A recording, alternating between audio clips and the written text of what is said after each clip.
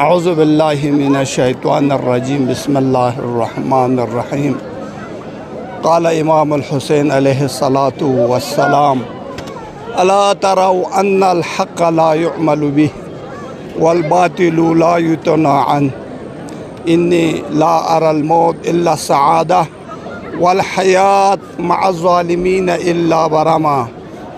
امام حسین عالی مقام جب سرزمین کربلا پہ وارد ہو گئے تو امام نے فرمایا لوگوں سے کیا تم دیکھتے نہیں ہو کہ حق پہ عمل نہیں ہو رہا ہے اور باطل سے روکا نہیں جا رہا ہے۔ جب حالات ایسی بنی تو میں حسین سمجھتا ہوں کہ موت کو سعادت کے سوا کچھ نہیں سمجھتا ہوں اور ظالمین کے ساتھ زندگی بسر کرنا ننگ و عار اور ذلت کے سوا میرے لیے کچھ بھی نہیں ہے۔ یہ کہہ کر امام حسین علیہ الصلاۃ والسلام سرزمین کربلا پہ وارد ہوئے اور روز عاشور کے دن امام حسین اور اصحاب امام حسین علیہ الصلاۃ والسلام سب سرزمین کربلا پہ شہید ہو گئے اور آج 40واں دن ہے جب امام حسین علیہ الصلاۃ والسلام سرزمین کربلا پہ شہید ہوئے تو امام حسین کے فرزند امام زین العابدین علیہ الصلاۃ والسلام باقی رہے۔ امام زین العابدین اسیران اہل بیت کو لے کر کربلا سے کوفہ لے گئے اور کوفے میں کچھ حد تک زندان میں رکھے۔ اس کے بعد کوفے سے اسیران اہل بیت کو شام روانہ کیا گیا۔ کتنے راستے تھے اور کس قدر مشکل تھے ان اسیران، خصوصاً ان میں بچیاں تھے، مستورات تھے، یہ سب شام میں پہنچ گئے۔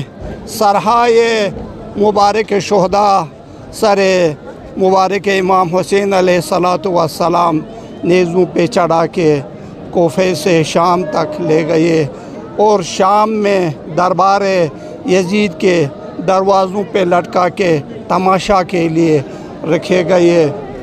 آخر میں امام زین العابدین اور مستورات اہل بیت کو دربار یزید میں بلایا جاتا ہے۔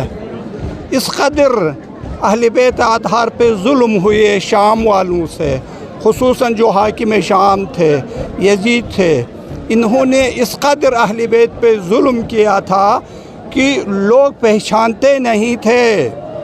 جو اہل بیت اطہار تھے ان کو اعلان کیا گیا کہ آج ایک خارجی کا قافلہ لایا گیا ہے، ان خوارج کو دربار شام میں پیش کیا جا رہا ہے۔ یعنی لوگوں کو اس حد تک چھپا کے رکھا تھا، یہ نہیں کہا گیا تھا کہ اہل بیت اطہار ہیں، یہ یعنی رسول خدا صلی اللہ علیہ وآلہ وسلم کے نواسے ہیں۔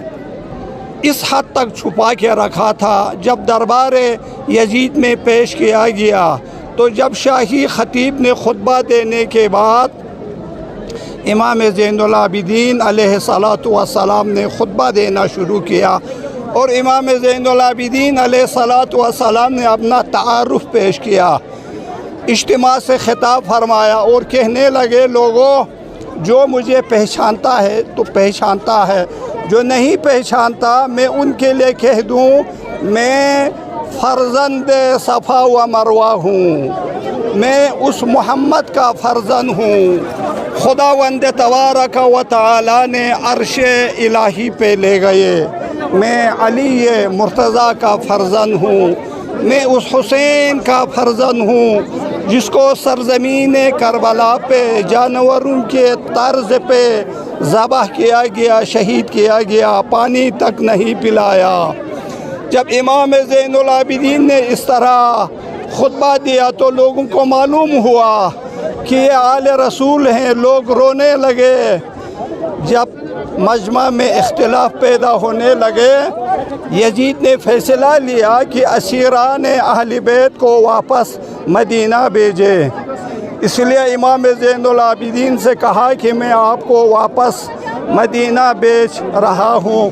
امام زین العابدین نے چند شرائط پہ قبول فرمایا کہ میں واپس جا رہا ہوں، بشرط یہ کہ میرے کچھ شرائط ہیں۔ ان شرائط میں سے ایک یہ ہے کہ میرے بابا حسین کا سر مبارک مجھے واپس دے، اور جو سرہائے شہداء ہیں ان کو بھی ہمیں واپس دیا جائے۔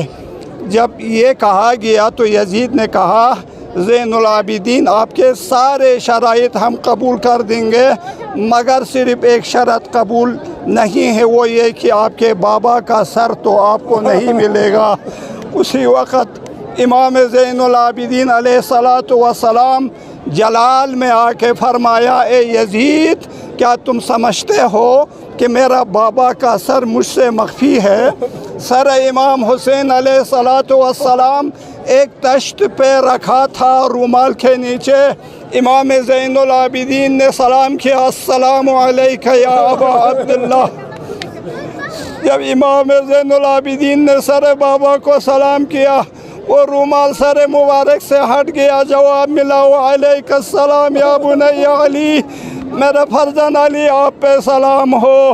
جب یہ حالات دیکھا تو یزید مجبور ہو گئے اور امام زین العابدین کو سر امام حسین اور سرہائے شہداء سب واپس کر دیے، اور امام زین العابدین نے سر بابا، سر شہداء کربلا سب کو لے کر مستورات آل محمد کے ساتھ 40 کے دن 40ویں دن کو کربلا میں واپس پہنچ گئے۔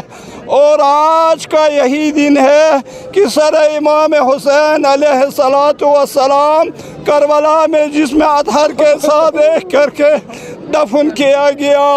امام زین العابدین علیہ الصلاۃ والسلام نے دیکھا کہ مستورات آل محمد جس میں زینب کبریٰ ہے، ام کلثوم ہے، رقیہ ہے، سکینہ ہے، یہ سارے مستورات آل محمد ایک قبر پہ گر جاتے ہیں تو دوسرے قبر پہ جاتے ہیں، ایک قبر سے اٹھتے ہیں تو دوسرے قبر پہ جاتے ہیں، کھانا پینے کی کوئی من نہیں کرتے ہیں۔ اس لیے امام زین العابدین نے فیصلہ لیا کہ ہم ان مستورات آل محمد کو جلد مدینہ لے جائے۔ لہٰذا آج کے دن 40 کا دن کربلا میں سارے زائرین آل محمد جمع ہوتے ہیں اور سلام پیش کرتے ہیں۔